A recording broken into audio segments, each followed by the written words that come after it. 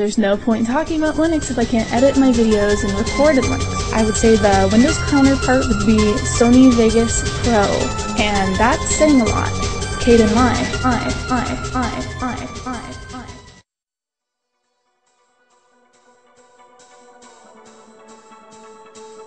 Well, it's going to be a little controversial. Can you handle that? Controversy? What's that? The breakfast of champions, my friend. Brittle thinkers make for fragile survivors. Yes, oh gosh, that is certainly true. So, we're going to get right to it, the Atlas City project and the resource-based economy. I was just really excited, it was extremely well done. How the resource-based economy could be implemented. How could we do it? The governments are largely silent. But as I started to just kind of surf around the internet and talk to other people, go online, go on forums, and just see exactly what other people are doing, it just seems like people are waiting for something. It just seems like people are waiting for something to happen. That we're going to wait for one person to come up and say, okay, let's go develop a city. Oh, okay, now that person's going to do it. Let's wait for one of the guys with the Unix project to do it. Let's go, Peter Joseph comes out and says, okay, this is what we're doing now. Yeah. The whole idea, and I think a lot of people have forgotten, is that the resource-based economy itself is based on community. It is not about one or two people or three people saying, oh, bam, this is my project. This is something that I want to do. This is something that I thought up of. You guys can't have the green light until I say something, or until this small group of people says something. The whole understanding of thinking of it in that mentality is not that of a resource-based economy. We have to get out of these paradigms and thinking that the whole idea of getting into a resource-based economy is to wait for the few people that kind of innovated it to get the ball rolling.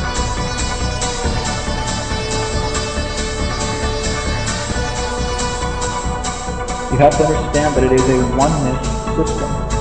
And what does oneness truly mean? Well, look in the idea of metaphysics. Every single person on this planet is one with all that is. Everything that is within creation itself is one thing. There is truly no superiority to the idea of anyone outside the one.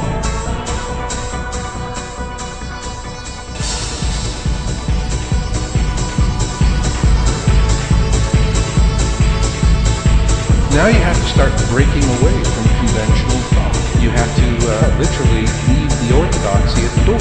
Yeah.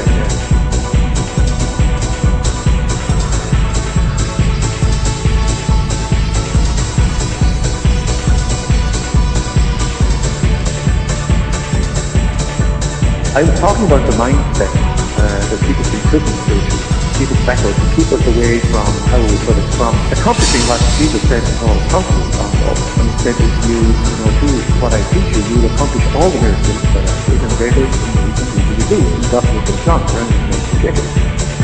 he said that matter is fundamental energy, as everyone knows. Or, Heisenberg said that if you observe reality powerfully with your focus, the reality is going to conveniently change to accommodate the focus. Most of us have been taught in a way, and the one correctly counter-do that. Of course, Jesus said, when you pray for something, believe it's already yours and it should be so. And yes, we would talk to pray, oh God, I'm a wretched, poor, worthless sinner of mercy. I mean, please give me whatever it is. So now we know, of course, from the quantum field, that whatever you hold in your focus is coming to manifest. And when I say, please give me something, I call that the vocabulary of doom.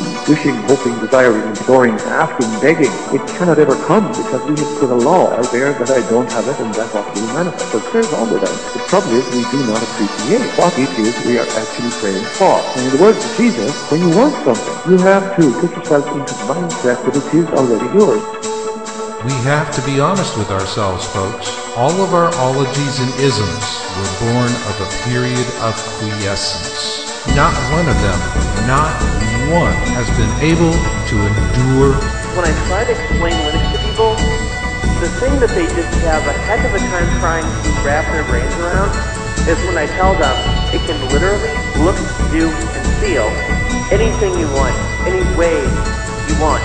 And they're just kind of like, huh? Because they're so used to limitations. They're so used to Microsoft telling them, this is how it is, if you don't like it, too bad. They're so used to Apple telling them, this is how it is, if you don't like it, too bad.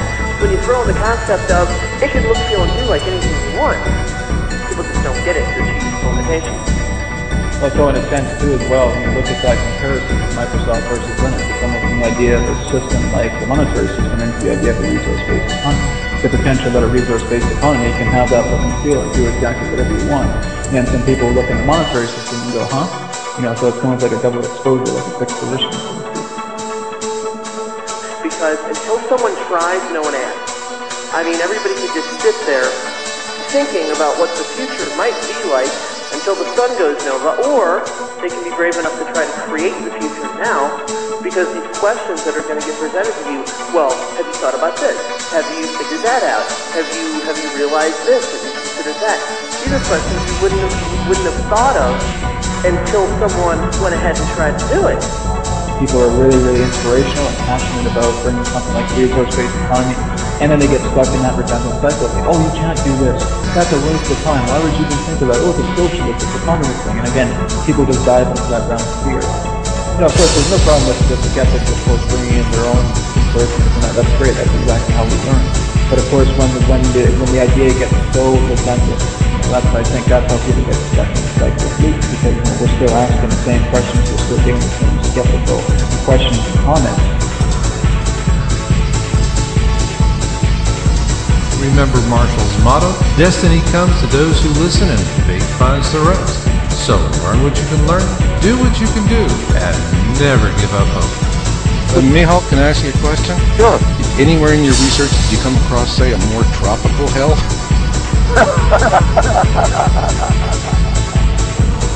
Now, when I'm looking at your hamburger universe paradigm, if someone loved Jesus, there's no reason for them to stop loving. Absolutely not, on the contrary.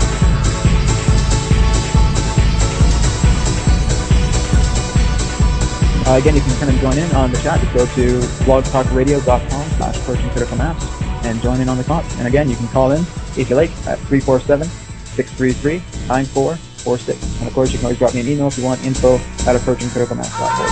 Everyone out there, run Linux, because Microsoft is a corporate dictatorship who wants to buy your soul. They had floppy disk in the original Enterprise? Yeah, everything they do on the computer, they have to stick in a little disk. We're going back to that technology. Did you know that? We're going back to the floppy disk? Something similar to that. People are running Linux off of a CD-ROM. Come on. Yeah, what's wrong with that? It's phonetics. It's one of the best versions of Nix out there. They tried teaching us that in college. My God, I told the teacher where to stick it. I'm over here recompiling kernels on my frickin' Linux box, and he's teaching us how to frickin' go into the GUI. Wait a minute, Kinetics boots into it. Yeah, it sure does. This thing is growing so fast, we're going to be talking a lot about the conceptualization of what's going on there. If they wanted to get in on the conceptualization and start throwing ideas in there, because this thing, anybody can influence which way this goes right. The whole idea of a one-way understanding with resource-based economy with something like Apple City itself. I'm looking at your hamburger universe. You look at the whole paradigm. concept of what it is we're trying to do there, and just... I'm really excited. I'm going to put a new spin on my Linux segment. A lot of people have been asking me to go out there and find the best free open source Linux, because there's no point in talking about Windows, and that's saying a lot. Starting to get some widespread attention, and as a matter of fact, we had a person who wants to start working now at creating a duplicate of Atlas City over in India. That's fantastic news. Take me off. Atlas City has come together and already just making such amazing progress. It's like the 100th monkey syndrome. People start to know about this and it spreads out like virus.